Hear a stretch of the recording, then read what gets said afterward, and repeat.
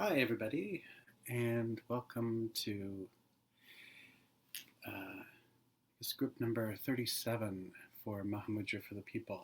Um, it's a pleasure to be here with Payne and Sam and Melissa and Shane and Bhumi Sparsha, who today is Ari and Holly and everyone else. Um, yeah, and today is Milarepa Day. So it's the anniversary of Judson Milarepa, which is an exciting thing. It's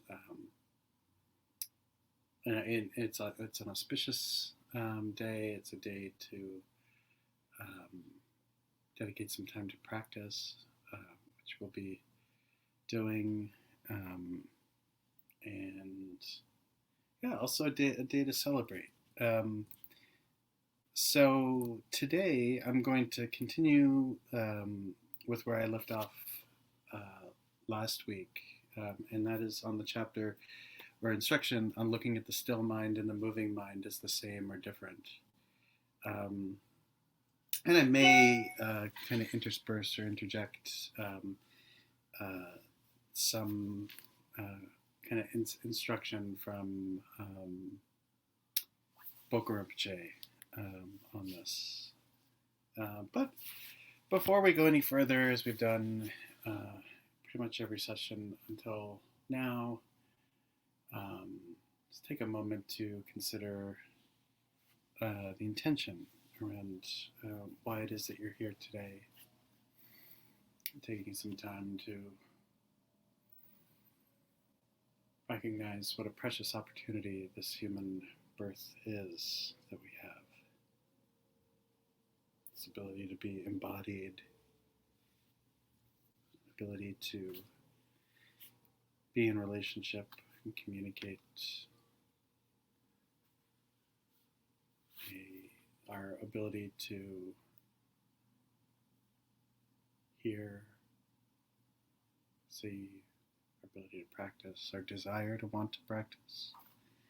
There are many people who collect Dharma but don't practice. There are many people who have never connected with Dharma. So it's pretty amazing to consider how rare an opportunity it is for all of us to come together this way, and to come together this way on Milarepa Day. Also taking some time to consider how fragile this life is, right, with impermanence being the nature of phenomenon. Easy come, easy go. Maybe not so easy come, but definitely easy go. And also taking time to remember how intense karma is and how easy it is to sometimes put all of our attention and our effort and our energy into things that don't really help us. Perhaps even make us worse, make the experience worse. Take some time to recall the defects of samsara.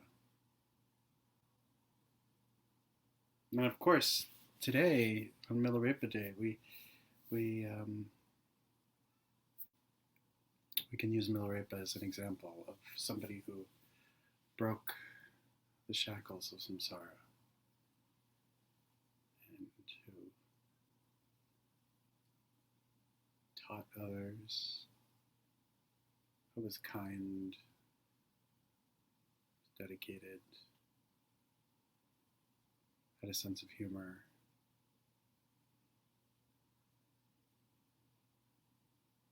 preferred simplicity. He wasn't trying to prove anything or to try and make a name for himself. Wasn't trying to get published in Tricycle or Lions Roar. Wasn't trying to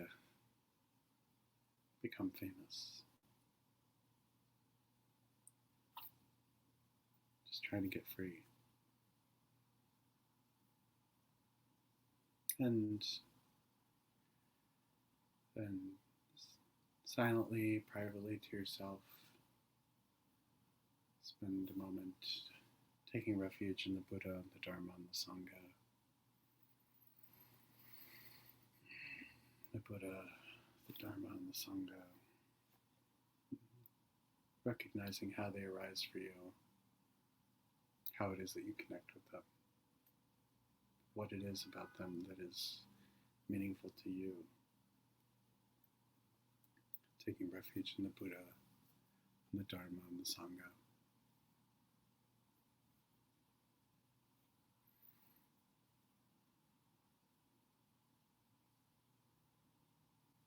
And also taking refuge in the Lama and the Hiram and the Protector.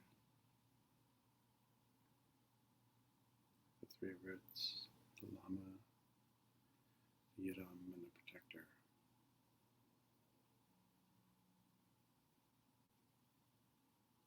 Taking refuge in the Lama and the Hiram and the Protector.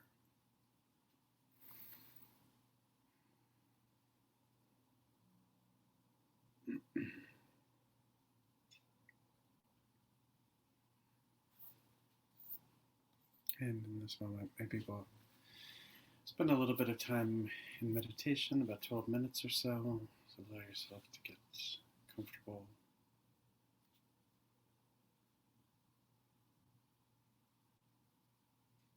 And bring yourself back to this particular moment.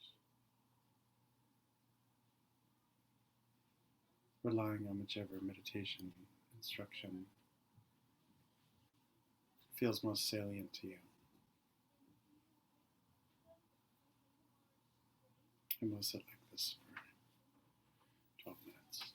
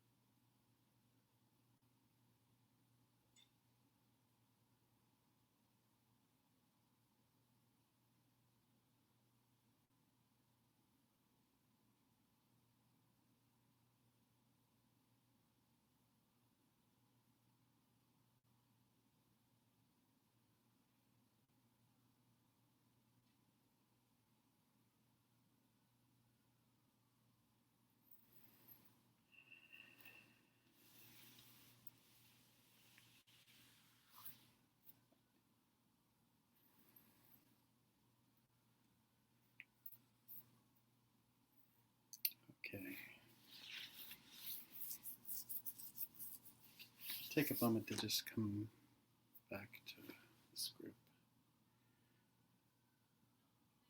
And I'd just like to remind everyone that you can feel free to ask any questions either by putting the question in the chat box or the Ask a Question tab on the bottom of the page. And I'll invite people to begin doing that if they have any questions related to last week's session or anything that's come up since then.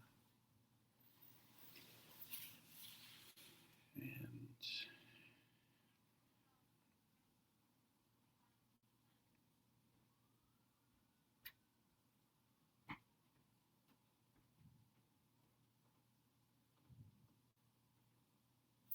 so I'm going to continue with the text.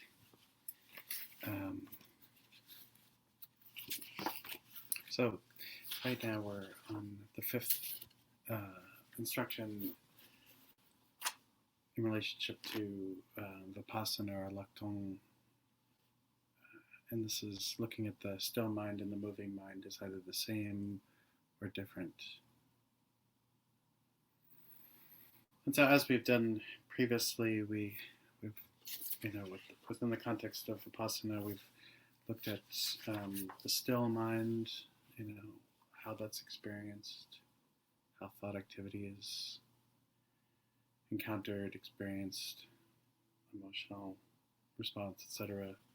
And looking at the moving mind, trying to discern. In the context of the still mind, it's when the mind is relatively stable. The moving mind, it's when there's a lot of thought activity or emotional response. The third kind of way of looking at Vipassana or Laktong is to examine the way in which we interact with appearances as they arise. So appearances in this context mean, really basically visual phenomenon, but then also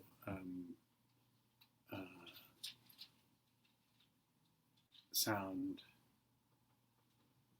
aroma, texture, etc. And then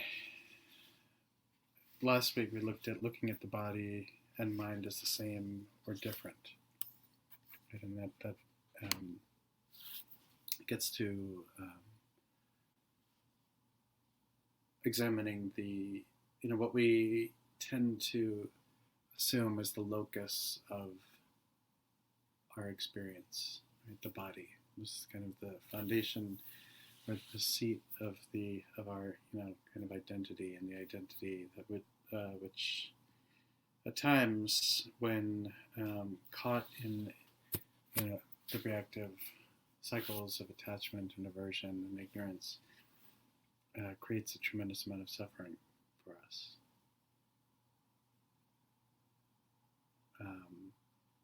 So Payne asks a question about upward gaze. Is it about, I don't have a protractor, about 45 degrees, 22.5 general, or above the horizon, or wherever it feels right. Wherever it feels right.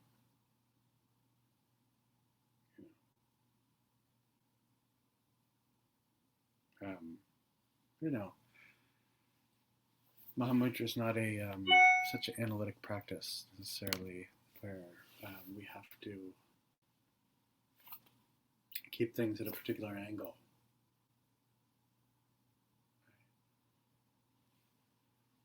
So in some cases, and not necessarily in this particular instruction, but there are instructions, with gazes where, the head is forward, but the eyes are up, or the eyes are to the sides, or the eyes are down. And so, whether one tilts the head or whatever we do, upward, up is up, and down is down. and you just have to experiment. So Veronica writes, there comes a point in my practice where I'm resting in the nature of mind when almost as a reflex, like when you move your hand from a hot stove without thinking, that I come back from into a less open, relaxed state. It seems like it happens without thought. But the feeling is that it is too much. I don't know if this makes any sense. Um, so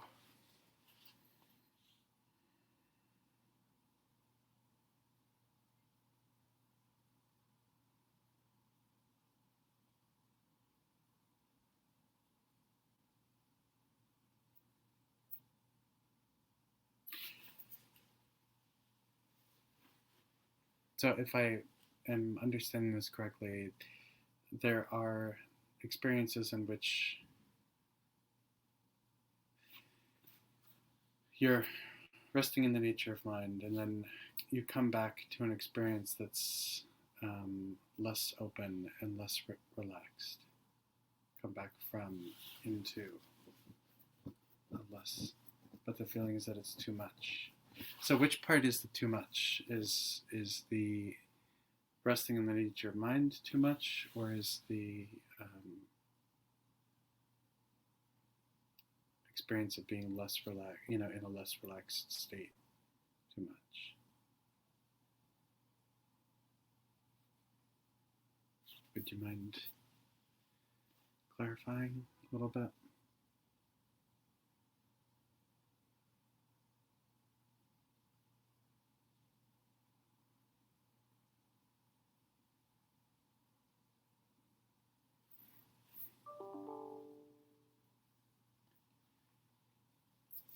So I know this platform is a little hard, that we can't have someone just come on and speak, I believe. Oh, here we go. Okay, this a little more. Feels like you're going somewhere that is too groundless. Um,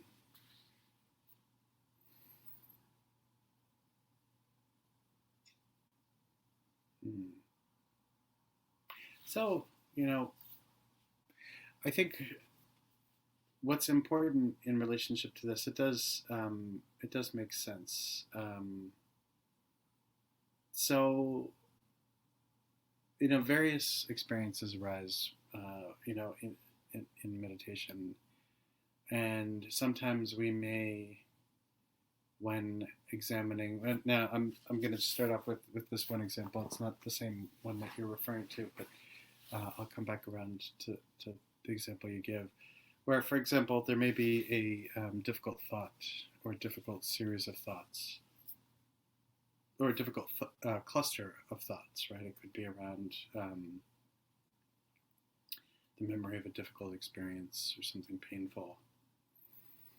Right? And we may find that, even going near the idea or near that whole kind of, matrix of ideas might be intensely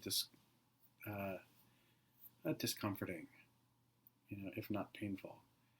And should we encounter something like that, there's one aspect of training where we don't want to necessarily completely remove ourselves, right? But if we can just kind of, hold a very soft, relaxed relationship just to the edge of that experience, right? Just to kind of feel into the very, very, very, very edge, right, of that discomfort, and just use that as the object of meditation.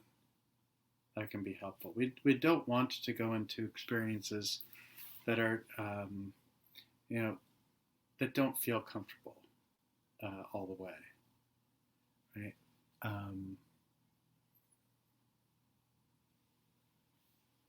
And so I'm going to assume this means that there's a groundlessness with respect to lack of conceptual thought. And so if the experience of groundlessness is too much in that moment, right, to just pull back a little bit, to not go all the way into it. If that makes sense. It's important to remember, what it is, just when things are too much. There's a, an element of self-care can be really helpful doing this, and all sorts of meditation practices where it is possible, especially with kind of more conceptual practices, where we might be doing, for example, Tonglen, right? So we're envisioning, you know, taking on the suffering of others and providing them healing and loving, compassionate energy, right? So we take in everything that's hard for somebody, and we could do that with somebody with whom we have a very difficult relationship, or somebody who has caused us a lot of pain. And in that process, we might find ourselves kind of coming back to kind of touching, like, traumatic experiences that we may have, had with that person. And sometimes there can be, a bit of healing in doing that. But at other times, when it's clear that we run the risk of re-traumatizing ourselves, then it's worth just kind of, coming back and not even necessarily engaging in that particular practice, if that makes sense. So my advice is that, if there's something that is uncomfortable in the moment, I'm seeing the third, it is interesting that it just happens without thought or feeling any emotion. When I look at it in retrospect, it seems like I'm about to fall over a precipice, but only when you think back on it. So that's interesting. So, so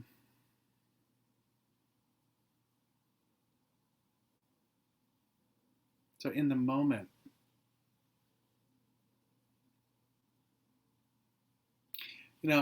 this kind of experience of fear with respect to groundlessness is an interesting one, because, while the experience of groundlessness can be quite unpleasant, there's also something to be said about beginning to touch into the experience of fear related to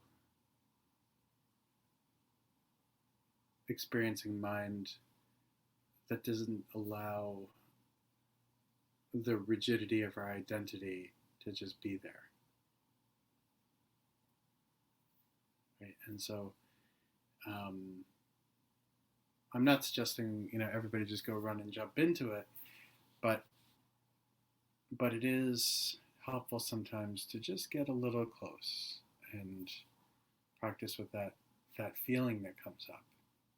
Right? And then from where does that feeling arise? And where does that feeling go? To gain a little bit of wisdom about that experience.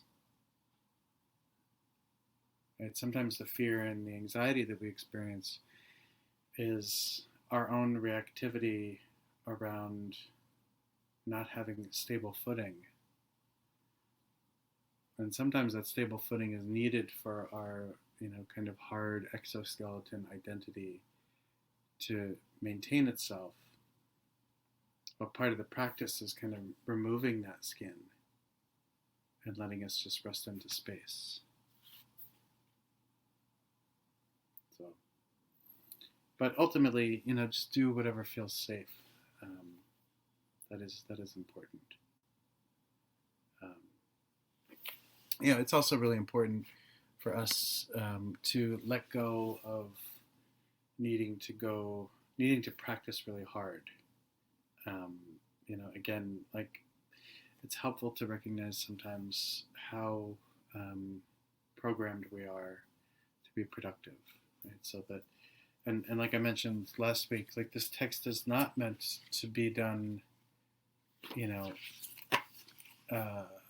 like in 1 week, that you have to master each instruction.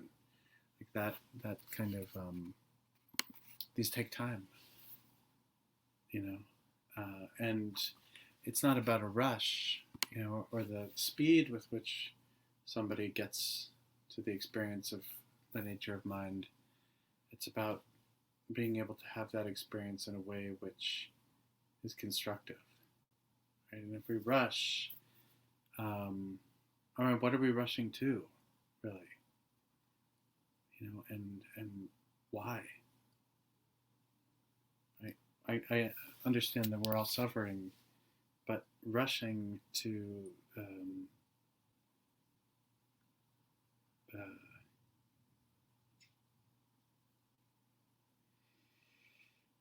uh, rushing to try and accomplish the whole path isn't very skillful. You And it feels like, especially when we look at somebody like Milarepa, like Milarepa spent his lifetime um, practicing and had to go through, organically all of the karmas he had to go through. Had to purify his mind, sometimes quickly, sometimes it would happen quickly, sometimes it would happen slowly, right? But in order for us to really, do the work, it's helpful to remember that this is a very organic process. This is not, even though, people say, oh, Tantra is like a fast technique. Um, it's not like some kind of product we find, in a supermarket, which is like new and improved and faster and stuff like that. Um, when it comes to uprooting our kleshas, um, it takes time to do the work. So, okay. So let's get into this instruction.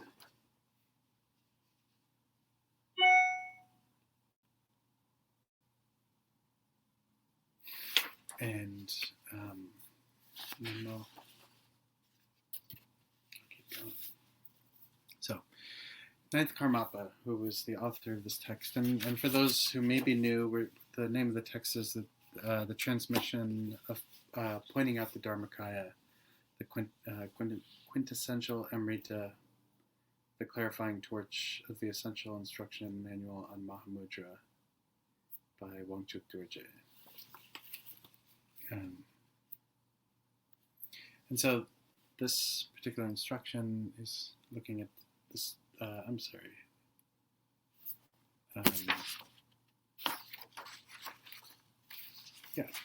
is looking at the still mind and moving mind as the same or different. So Karmapa says, furthermore, look at the nature of mind when it is still and clear within luminosity emptiness. Then cause a thought to occur and look at its nature. Examine these two to see if their nature is the same or different. If they're different, how are they different? In color, or in shape, or in nature? Right, so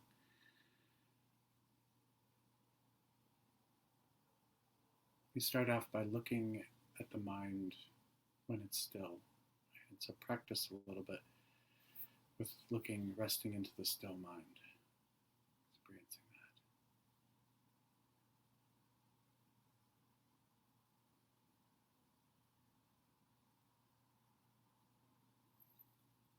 And experience that still mind as it occurs.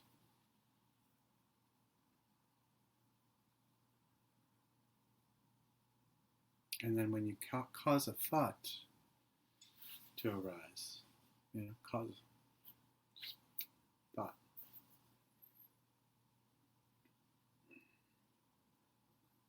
Look at its nature and examine it.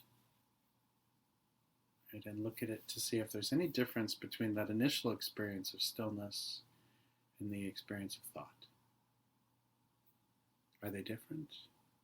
If they're different, how are they different? If they're the same, how are they the same? Are these two things equal forces, like side by side? Right? One, like strings placed side by side on a surface. So, two things, or two pebbles. You put two pebbles on a table. Are they exactly the same? Still mind and moving mind? Are they different? How are they different if they're different? Or is the stillness like the ground of experience and movement like a chariot? Or like a rope that bends, do they alternate? So there is stillness, so that when there is stillness, there is no movement, and when there is movement, there is no stillness. So look into that experience.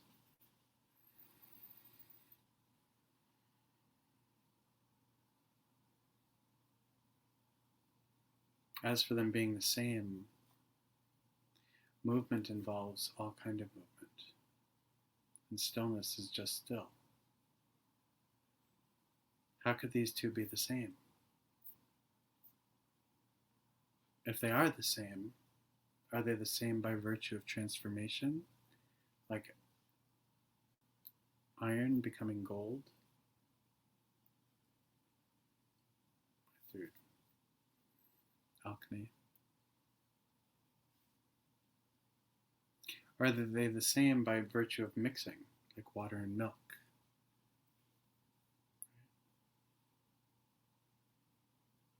Or although not different in nature, like water and waves, do they arise alternately?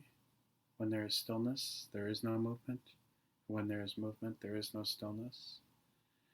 The nature of both being the same, luminous and empty.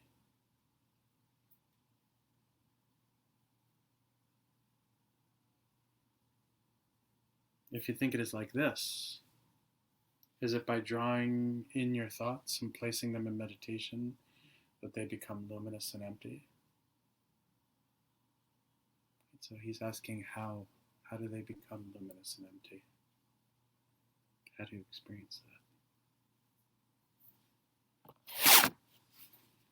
Or is it that there's only luminescence and emptiness, luminosity and emptiness, after they have faded?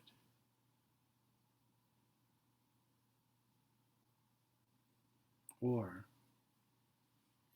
is whatever occurs luminous and empty without leaving a trace immediately upon arising?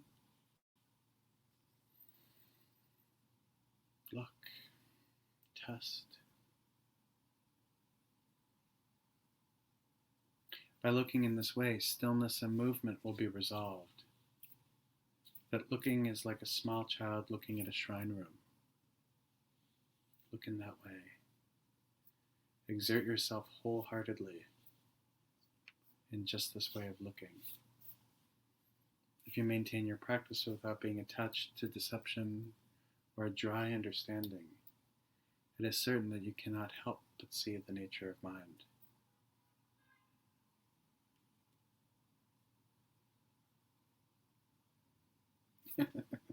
So these instructions are really frustrating sometimes for people because there isn't an answer given, right? The question is it like this or is it like this? Is it like this or is it like this? Is it like this or is it like this? Look, we all have to do the work. Right? So unlike certain practices where a visualization is just a visualization, it's just one particular way generally. And there can be very kind of, cogent questions about, well, what do they hold in their left hand and what's in their right hand, and, what does that symbolize? And there are answers for that. For this, giving a definitive answer is not helpful. Right? Saying, oh, the mind is luminous and empty. Like, that's kind of the answer to the test, but it's not helpful to know the answer. It's helpful to get to understand the answer through experience. But there's no cheating in this. Travis Wright still is still moving to me. I swim like a fish in the sea all the time. But if that's what it takes to be free, I don't mind. Still moving to me. Willie Nelson. Payne says, I was going to say these questions don't make any sense or are annoying, but they're all yes and but. And then that makes no sense either. I'm okay with this not making sense. Well, yeah, so, I mean, this is where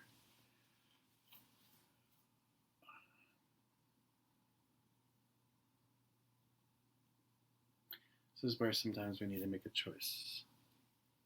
We need to make a choice sometimes around how we're going to relate to this.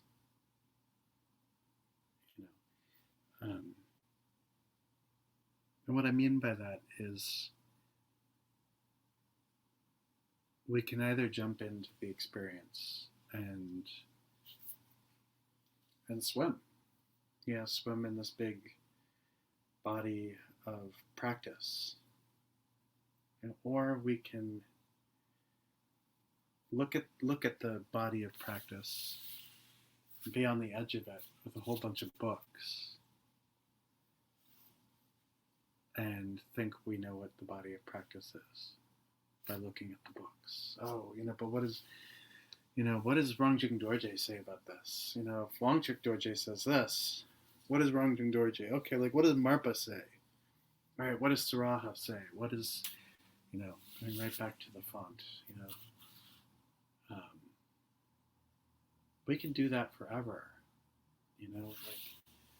these big Mahamudra books, right next to me, you can look and look and look, and we can even try and find what's the earliest example of this kind of instruction.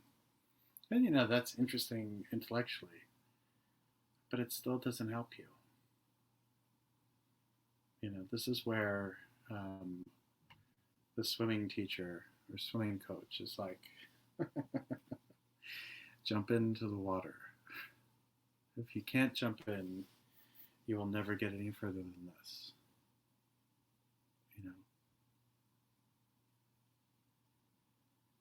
You will never get any further. So then the question becomes, why do we jump in? Why should I? I think this is annoying. It doesn't make sense. Well, we get in because we're suffering. We get in because we haven't been in control of our mind since we woke up. We get in because sometimes we think it's about controlling our mind. It's not about controlling our mind.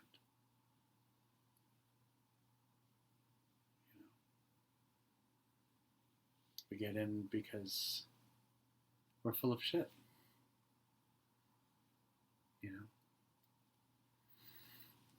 I was forced in by my root teacher, who wouldn't let me,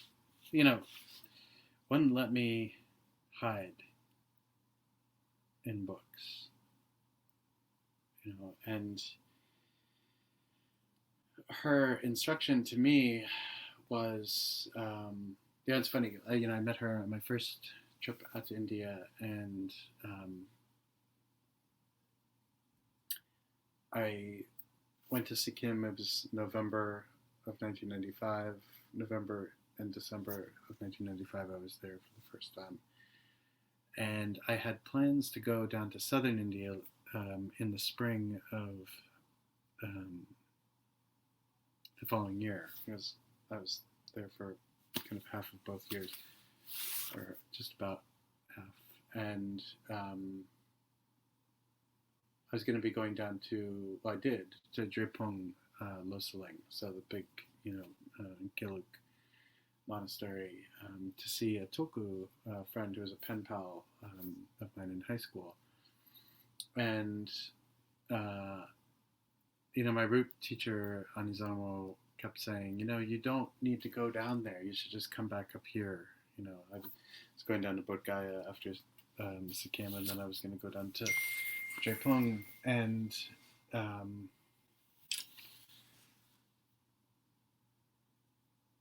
I got down to Drepung, and it turned out that Lalong Rinpoche was in retreat up at Giro Tantra College in Dharamsala, and and he had arranged for me to study with Geshe down there, which I did. And there was one afternoon, kind of like a day off, I was up on the roof doing laundry, and all of a sudden I kind of remembered her point about come back,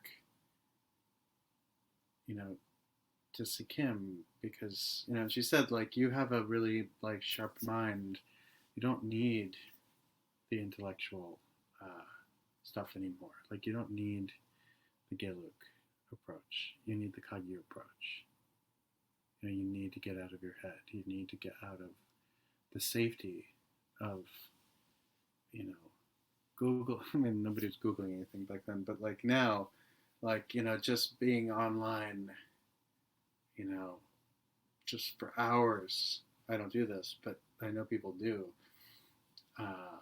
Looking up Dharma things, just looking and looking and looking and looking for more, looking for more, looking for more, looking for more. And all we generally find with these things, it's like just a bunch of different supporting texts, which don't really do anything. Right? The only thing that does anything of use or usefulness in Dharma practice is getting our heads out of books and getting our butts onto cushions, or getting butts off of cushions if we're too kind of, attached to that, and getting our feet moving around life and bringing practice, and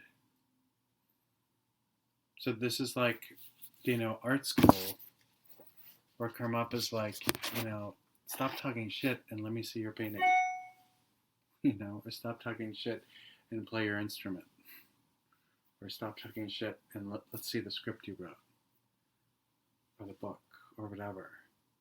This is where we can't fake it anymore. I'm not saying anyone here is faking it, but there's a part of us, right, that's really like, and I mean, there were comments last week, and I'm going to presume there were probably a couple comments the week before, where people are just like, man, these are like annoying instructions. And yeah, they are.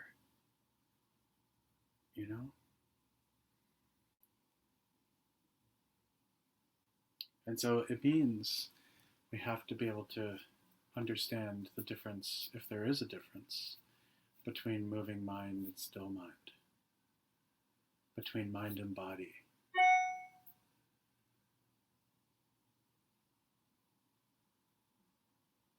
Right? The edge of mind.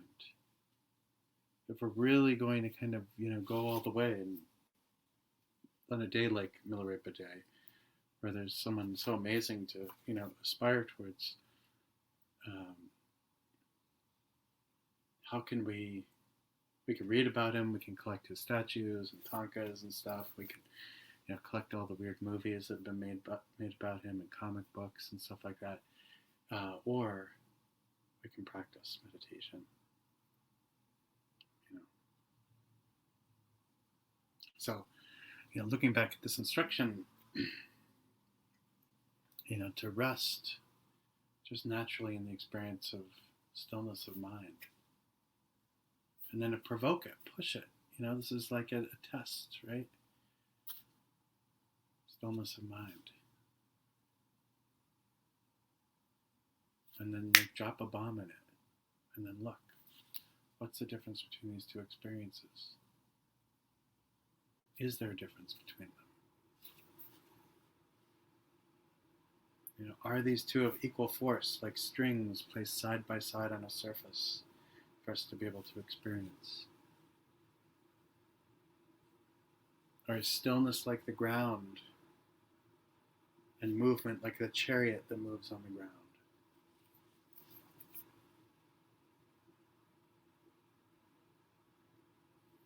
Or like a rope with bends Do they alternate so that when there is stillness, there is no movement, and when there is movement, there is no stillness?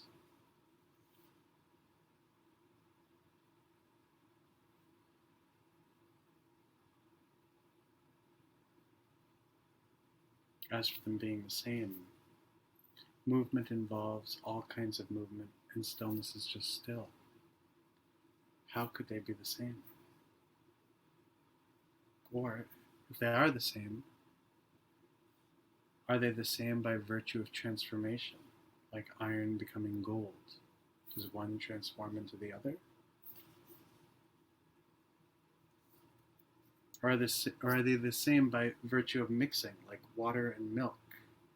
Stillness and movement, are they, do they join together?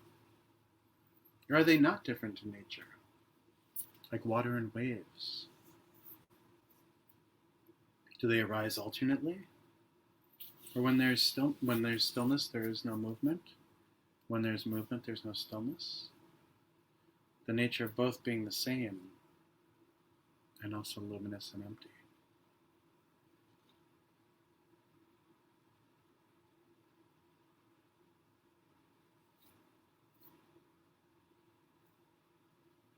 Is there luminosity and emptiness only caused by the fact that they do fade?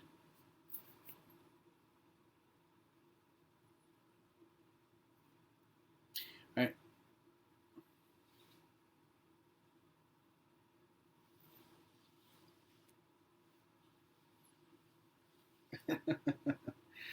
Well, so, Payne writes, none of these options work. None of them. They're all kind of. But when you do look at them, they don't work either. So that's the instruction, is to look. Or is whatever occurs luminous and empty without leaving a trace immediately upon arising? Do they leave a trace upon arising? Or no?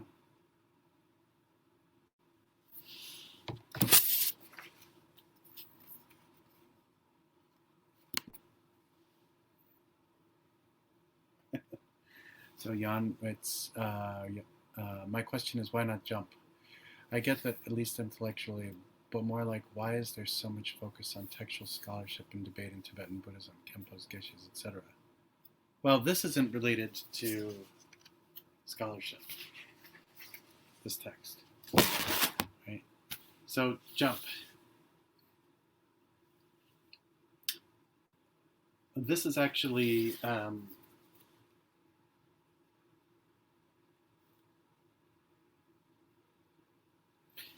yeah, so this isn't, these questions are not meant in an analytic fashion, like we find in debate.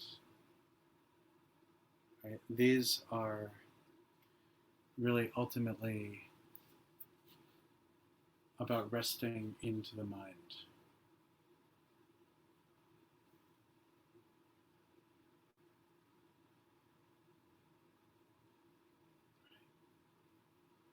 So take some moment, let's do this. Take a moment to get as comfortable as you can. And bring yourself into the experience of mind.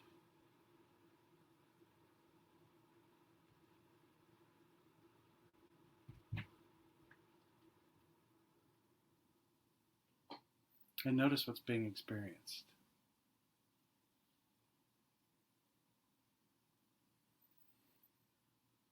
Notice what's arising.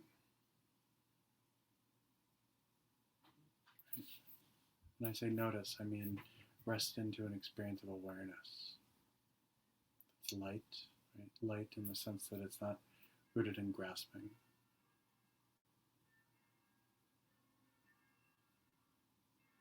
It's open in the sense that it's not rooted in any judgment.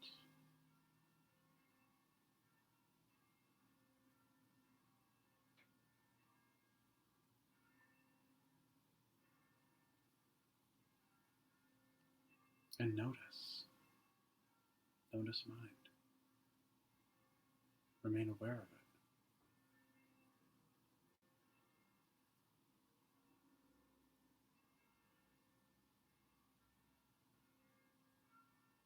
experience what's arising.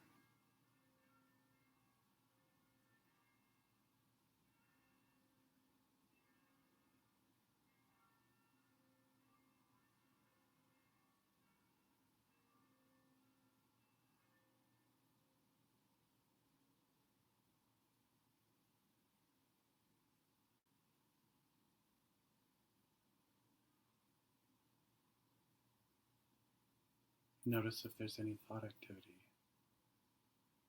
And if there is, notice that. If there isn't, notice that.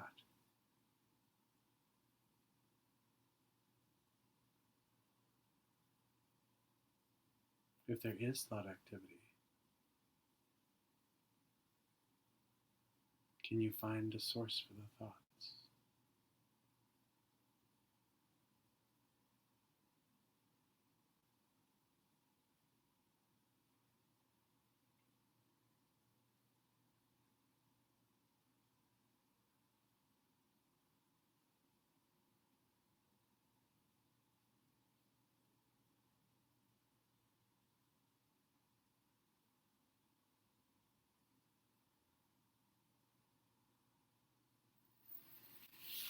So this practice is just about resting into everything.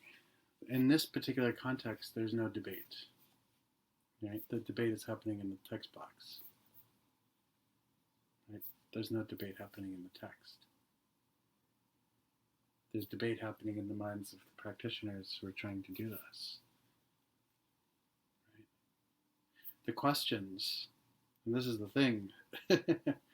So, jump to what is my question, Jan? Jump to what experience? How can you jump to the experience of further clarity of nature of mind when we can't even engage the development of an understanding between the mind when it's still and the mind when it's moving? What makes us think that we can just do that? And it's not to say that we can't.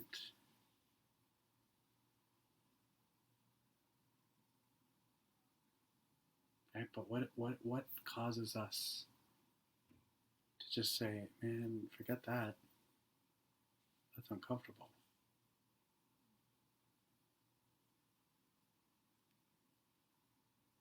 You know?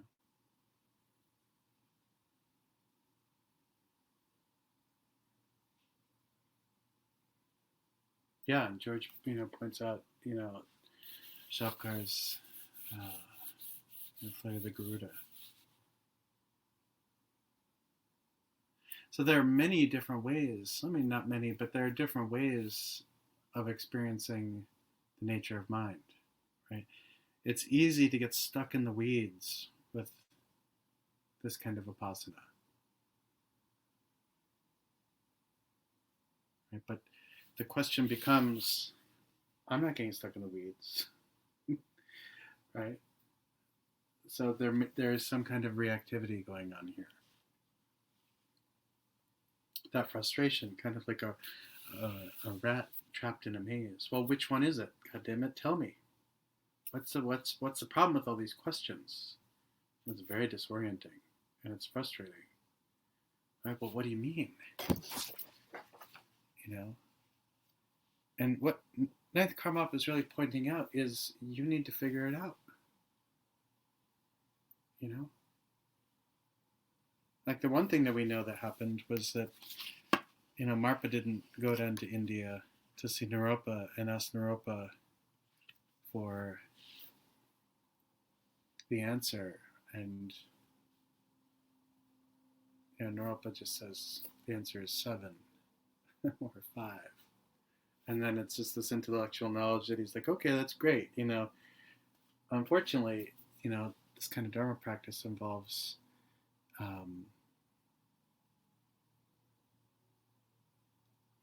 practicing into discomfort,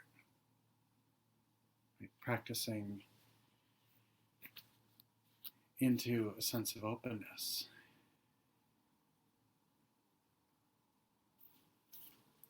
So Sam writes, I still have a feeling I had last week, which is that I enjoy holding the question open in a way I find that more satisfying than a statement. The question itself makes a point by being a question. So I'm going to give Sam the gold star for today. Thank you, Sam. Um, the and I don't mean to sound condescending at all.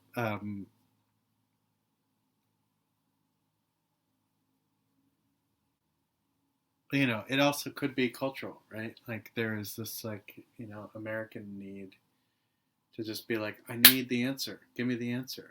Like, stop talking. Give me the answer. Stop asking me questions. I want to know. I need to know now. You know.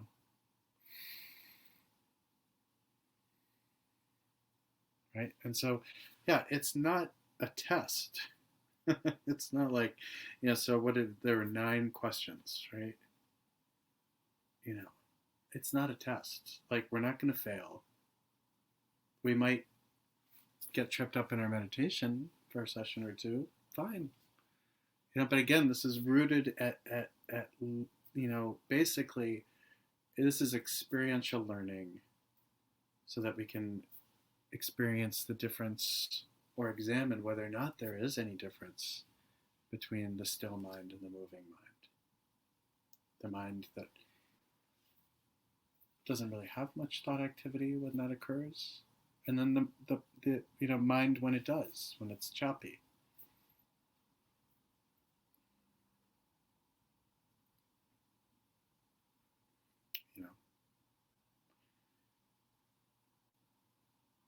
So, again, it's helpful to kind of come back to third Karmapa's Mahamudra aspiration prayer, which is such a beautiful kind of adept pointing out kind of the direction of all of this.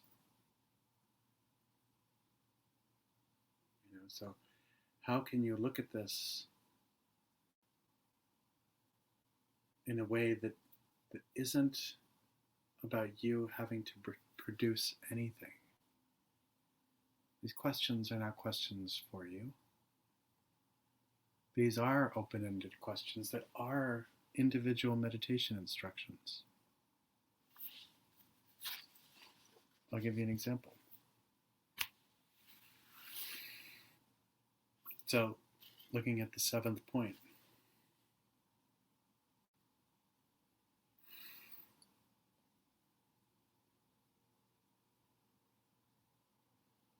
If stillness and movement are the same by virtue of being luminous and empty, is that experienced by drawing in your thoughts and placing them in meditation so that they become luminous and empty?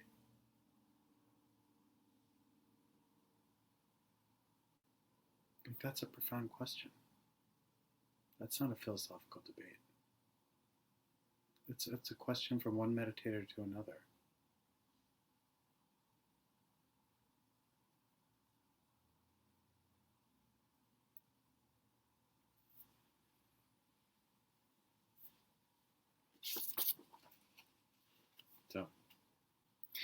But it can be helpful sometimes to get another kind of take on this, right? And one of the ways in which we can do that is by, checking out another text. Now, Bokar Rinpoche, he wrote this really lovely, very short book, Opening the Door to Certainty, right, which is a distillation of Ninth Karmapa's much longer text called the Ocean of Definitive Meaning. So this is called Opening the Door to Certainty, a simple arrangement of verses summarizing Mahamudra, the Ocean of Certainty, the Nedangyatso. And so with respect to Laktong, Bokar Rinpoche defines it as observing the mode of being, the essence of mind. And so he writes, or condenses ninth Karmapa in the following way. The way to observe the essential nature of mind is to leave the mind in natural ease, in non-doing, relaxed in relaxation. Right? So this is how. Non-doing, natural ease, relaxed in relaxation is how to place the mind. And he says that we look again and again, examining what is the mind's essence? What is its color? What's its shape, its form, its size, and so on. If we ask this essence of the stable, if we ask what the essence of the stable mind is, it must be clarity, presence, and bareness. When we look for stability and do not find it, then we should let the production of thoughts arise and examine it.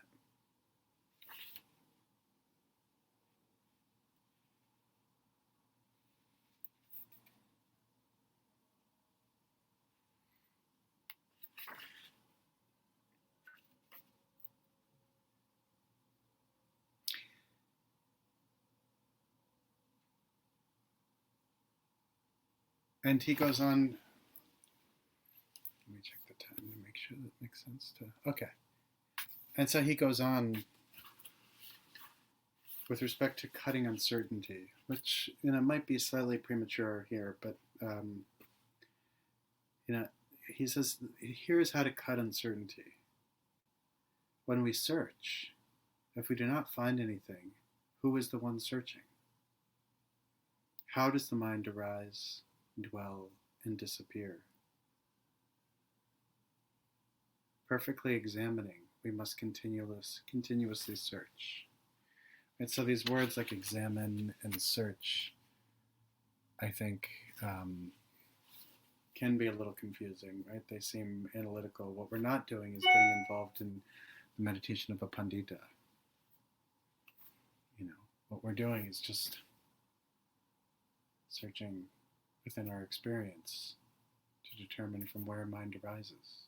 What is its basis? How is it experienced? Right? All very agitating. And Travis, I tend to, think that there's some truth behind what you say. I wonder if the discomfort I have with the questions and impulse to dismiss them comes down to the fear of death and or non-existence. Yeah, I think that does, as much as a lot of us don't want to admit it, it's scary. Spaciousness, vast spaciousness is scary.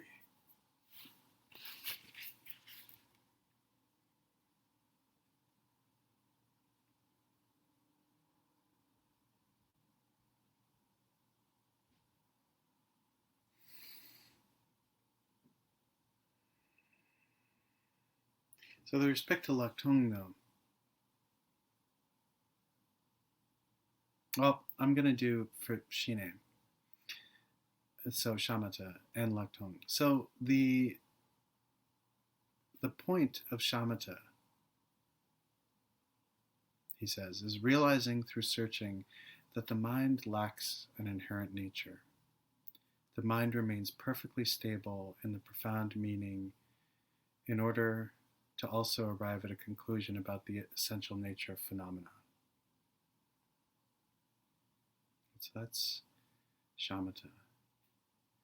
And then the Laktung piece is searching as before for the essence of that which remains stable. We realize its own face completely.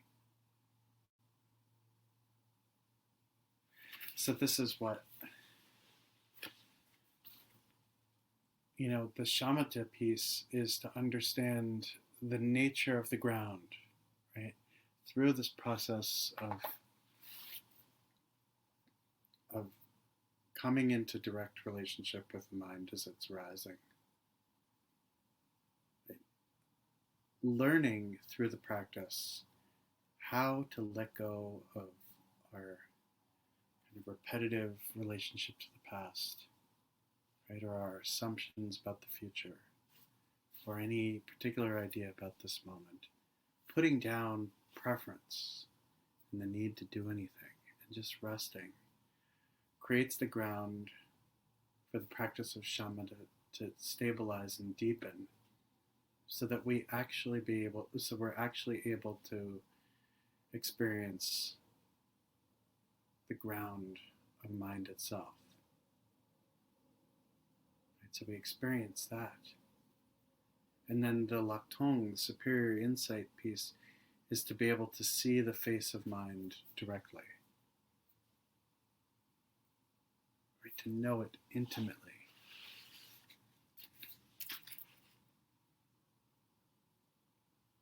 Searching as before for the essence of that which remains stable, we realize its own face completely.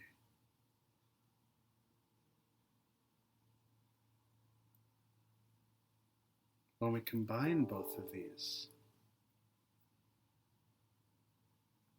we begin to realize that neither is different from the other.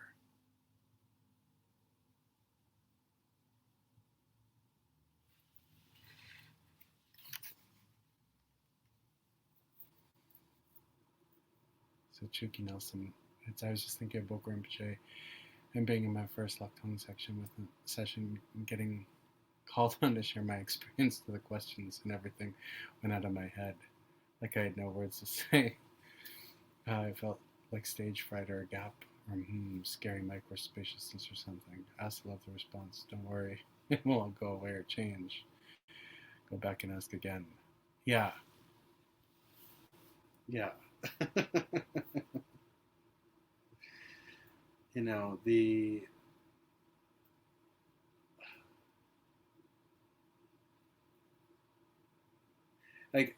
I think the cool thing about this practice is, like, we're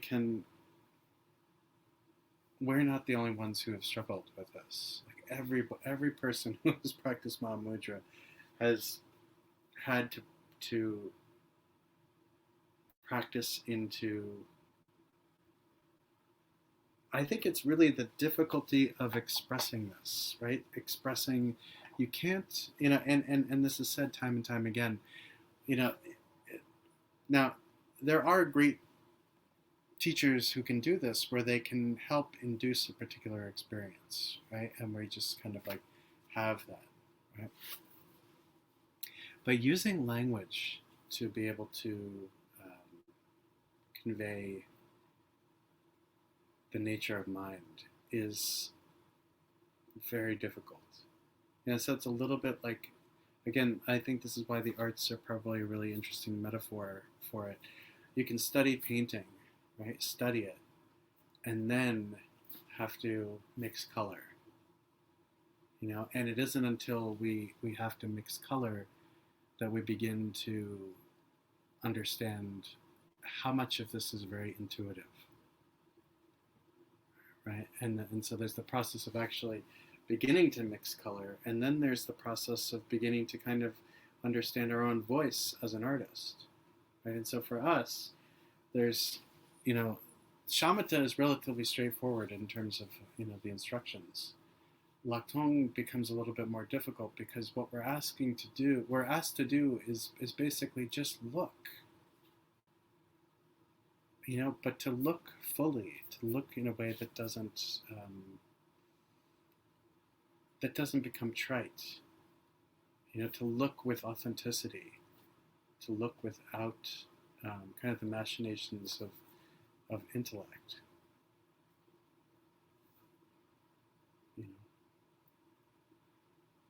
So really, this process of just resting into the experience of still mind,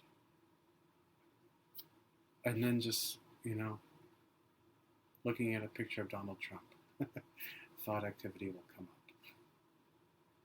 And just looking at the difference between the two experiences. Where is the difference?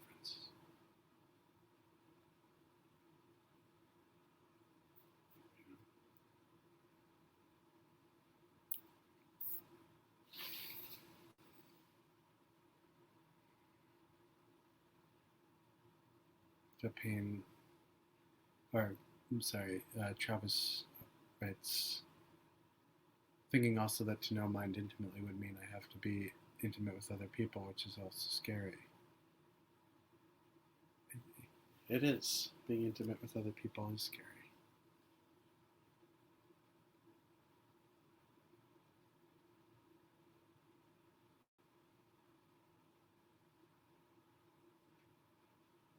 Yeah, we really don't like sharing. We don't like being open. And I understand that. I mean, I grew up in New York. We share a lot. We share in an unsolicited manner with everybody. We share what we think, but we don't like to be in direct relationship, um, unless it means like cursing someone out or assaulting them. but but seriously, like I think there is a certain hardness and a certain distance that may be a little bit more prevalent in American culture that especially makes these instructions hard, right? To let our guard down, to maybe loosen the belt of safety, so to speak, and to rest directly in what's happening, and then to be able to maintain awareness of that experience.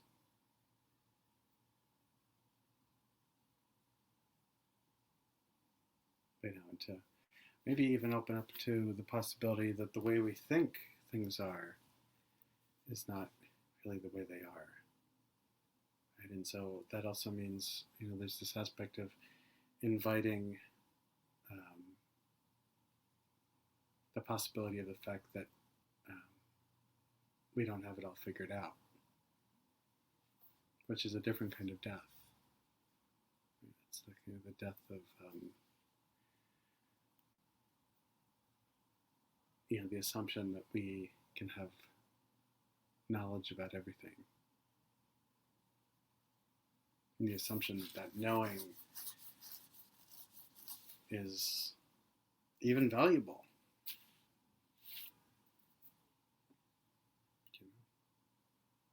So there's a lot in this, right? So it's one meditation kind of technique, Laptong, but it says a lot about.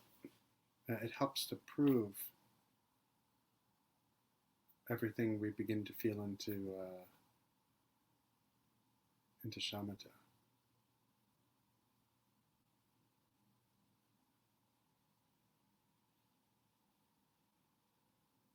So, are there any other questions? We've got a couple minutes.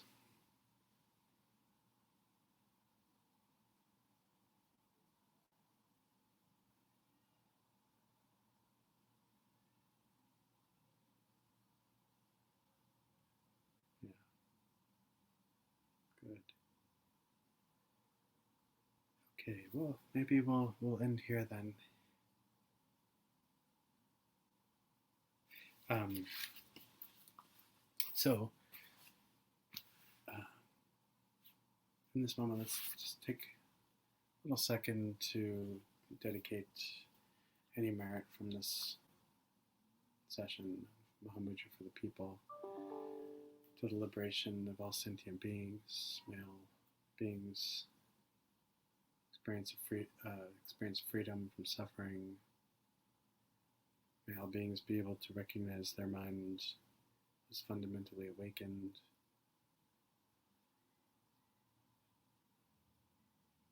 May we as practitioners not turn away from our practice, especially in times of discomfort and lack of ease.